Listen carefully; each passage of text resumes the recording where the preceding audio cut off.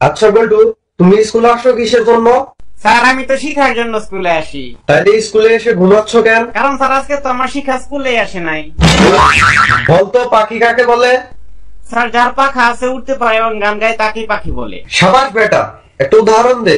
Sir যেমন মশা। আচ্ছা বল্টু, বলতো বাংলাদেশের রাজধানীর নাম কি? স্যার এটা তো একদম সহজ, বাংলাদেশের রাজধানীর নাম হচ্ছে ঢাকা। সাবাস বেটা, বাঘের বাচ্চা। স্যার আমি বাঘের বাচ্চা না, আমি মানুষের বাচ্চা।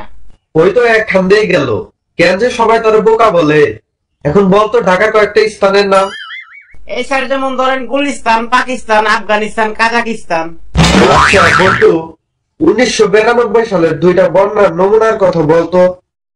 স্যার ওইটা তো আমি বলতে পারবো না, ওইটা আমার বাবা বলতে পারবে। বলতো 1912 সালে কি হয়েছে?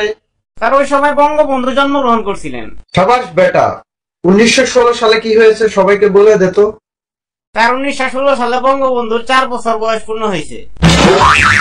বলতো বল্টু, এইচএসসির পূর্ণ মিনিং কি? হ্যাঁ স্যার এটা তো অনেক সোজা, হেডমাস্টার স্যান্ডেল চোর। হারামজাদা শয়তান ছেলে। স্যার আপনারটাও ঠিক আছে। আচ্ছা বল্টু, তোদের বাসায় যদি রান্না করার জন্য গ্যাস লাকড়ি না থাকে তো কিভাবে রান্না করবি?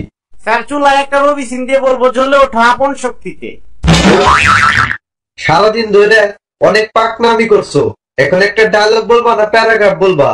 স্যার আমি ডায়লগ বলবো। আচ্ছা তাহলে একটা ডায়লগ বলো। শালা মারবো এখানে, লস পড়বে শ্মশানে।